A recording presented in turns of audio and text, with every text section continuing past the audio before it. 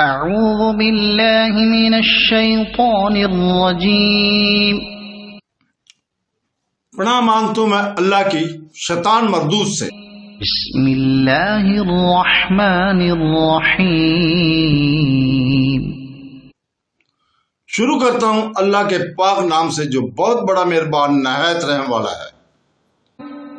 ثم قست قلوبكم من بعد ذلك فهي كالحجارة أو أشد قسوة وإن من الحجارة لما يتفجر منه الأنهار وإن منها لما يشقق فيخرج منه الماء وَإِنَّ مِنْهَا لَمَا يَهْبِطُ مِنْ خَشْيَةِ اللَّهِ وَمَا اللَّهُ بِغَافِلٍ عَمَّا تَعْمَلُونَ۔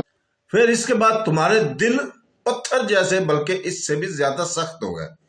بعض پتھروں سے تو نہریں بہہ نکلتی ہیں اور بعض پھٹ جاتے ہیں اور ان سے پانی نکل آتا ہے، اور بعض اللہ تعالیٰ کے ڈر سے گر پڑتے ہیں۔ تم اللہ تعالیٰ کو اپنے اعمال سے غافل نہ جانو۔ اس آیت میں بنی اسرائیل کو زبر و توقیق کی گئی ہے کہ اس قدر زبردست معجزے اور قدرت کی نشانیاں دیکھ کر پھر بھی تمہارے دل سخت پتھر جیسے بن گئے، اس لیے ایمان والوں کو اس طرح سختی سے روکا گیا ہے۔ یعنی کہ اب تک وہ وقت نہیں آیا کہ جب ایمان والوں کے دل اللہ تعالیٰ کی ذکر اور اللہ کے نازل کردہ حق سے کانپ اٹھے اور اگلے اہل کتاب کی طرح نہ ہو جائے جن کے دل زمانہ گزرنے کے بعد سخت ہو گئے اور ان میں کے اکثر فاسق ہے۔ ابن عباس رضی اللہ تعالیٰ سے مروی ہے کہ اس مقتول کے بھتیجے نے بھی یہ اپنے چچا کے دوبارہ مرنے کے بعد اس کی تکذیب کی اور کہا کہ اس نے جھوٹ کہا، اور پھر کچھ وقت گزر جانے کے بعد بنی اسرائیل کے دل بھی پتھر سے بھی زیادہ سخت ہو گئے، کیونکہ پتھروں سے تو نہریں نکلتی ہیں اور بہنے لگتی ہیں، بعض پتھر پھٹ جاتے ہیں اور ان سے پانی نکلتا ہے وہ بہنے کے قابل نہ ہو، بعض پتھر خوف اللہ سے گر پڑتے ہیں، لیکن ان کے دل کسی واعظ اور نصیحت سے، کسی پند و معظمت سے نرم ہی نہیں ہوتے۔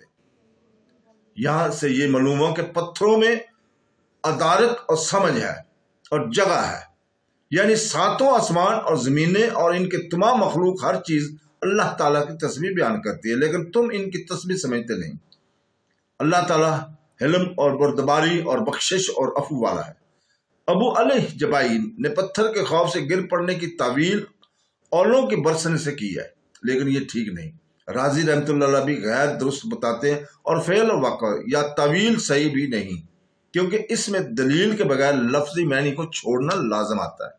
واللہ علم، نہریں بہ نکلنا زیادہ رونا ہے، پھٹ جانا ہے، اور پانی کا نکلنا ان سے کم رونا ہے۔ گر پڑنا دل سے ڈرتا ہے، بعض کہتے ہیں یہ مجاز کہا گیا ہے جیسے وہ جگہ ہے، یعنی دیوار گر پڑنا چاہ رہی تھی، ظاہر ہے کہ یہ مجاز ہے، حقیقتاً دیوار کا ارادہ ہی نہیں ہوتا۔ راضی رحمۃ اللہ علیہ اور قرطبی رحمۃ اللہ علیہ کہتے ہیں کہ ایسی تعویلوں کی کوئی ضرورت نہیں، اللہ تعالیٰ جو صفت جس چیز میں چاہے پیدا کر سکتا ہے۔ یعنی ہم نے امانت کو آسمانوں، زمینوں اور پہاڑوں پر پیش کیا، انہوں نے اس کے اٹھائی سے مجبوری ظاہر کی اور ڈر گئے۔ اوپر آیات گزر چکی کہ تمام چیزیں اللہ تعالیٰ کی تسبیح بیان کرتی ہیں اور جگہ ہے، یعنی ستارے اور درخت اللہ تعالیٰ کو سجدہ کرتے ہیں، اور فرمایا یعنی زمین اور آسمان نے کہا کہ ہم خوشی خوشی حاضر ہیں، اور جگہ ہے کہ پہاڑ بھی قرآن سے متاثر ہو کر ڈر کے مارے پھٹ جاتے ہیں، اور جگہ فرمان ہے، یعنی گناہ گار لوگ اپنے جسموں سے کہیں گے تم نے ہمارے خلاف شہادت کیوں دی؟ وہ جواب دیں گے کہ ہم کو اس اللہ نے بولنے کی طاقت دی جو ہر چیز کو بولنے کی طاقت ادا کرتا ہے۔ ایک صحیح حدیث میں ہے کہ احد پہاڑ کی نسبت رسول پاک صلی اللہ علیہ وسلم فرمایا یہ پہاڑ ہم سے محبت رکھتا ہے اور ہم بھی اس سے محبت رکھتے ہیں۔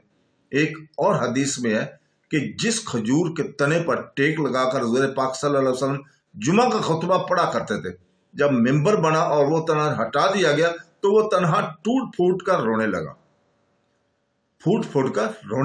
صحیح مسلم کی حدیث میں ہے کہ رسول پاک صلی اللہ علیہ وسلم فرماتے ہیں کہ میں مکہ کی اس پتھر کو پہچانتا ہوں جو میری نبوت سے پہلے مجھے سلام کیا کرتا تھا، حجر اسود کے بارے میں ہے کہ جس نے اسے حق کے ساتھ بوسہ دیا ہوگا یہ اس کے ایمان کی گواہی قیامت کے دن دے گا۔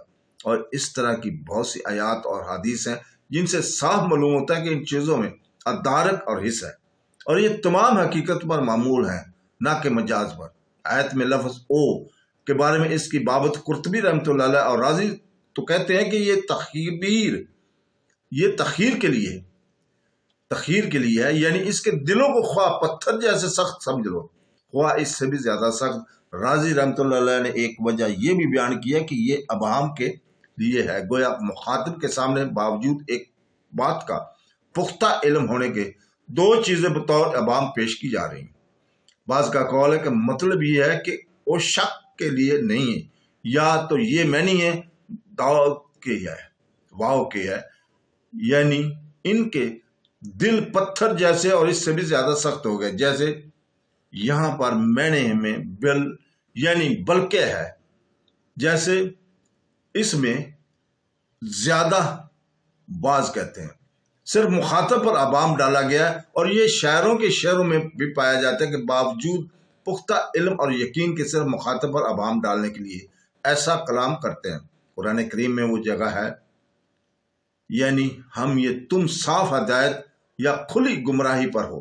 تم ظاہر ہے کہ مسلمانوں کا ہدایت پر ہونا اور کفار کا گمراہی پر ہونا یقینی چیز ہے، لیکن مخاطب کے ابہام کے لیے اس کے سامنے کلام محبب بولا گیا۔ یہ بھی مطلب ہو سکتا ہے کہ تمہارے دل ان دو سے خارج نہیں، یا تو پتھر جیسے ہیں یا اس سے بھی زیادہ سخت، یعنی بعض ایسے اور بعض ایسے۔ اس قول کے مطابق یہ قول بھی ہے، اس کا مطلب یہی ہے کہ بعض ایسے۔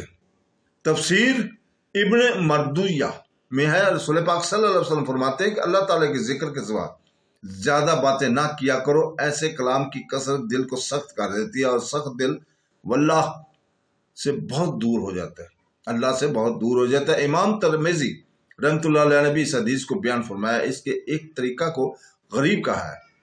بازار میں حضرت انس رحمۃ اللہ سے مرفوع روایت ہے کہ 4 چیزیں بدبختی اور شقاوت کی ہیں: اللہ تعالیٰ کے خوف سے آنکھوں سے آنسو کا نہ بہنا، دل کا سخت ہونا، امیدوں کا بڑھ جانا، لالچی بن جانا۔ صدق اللہ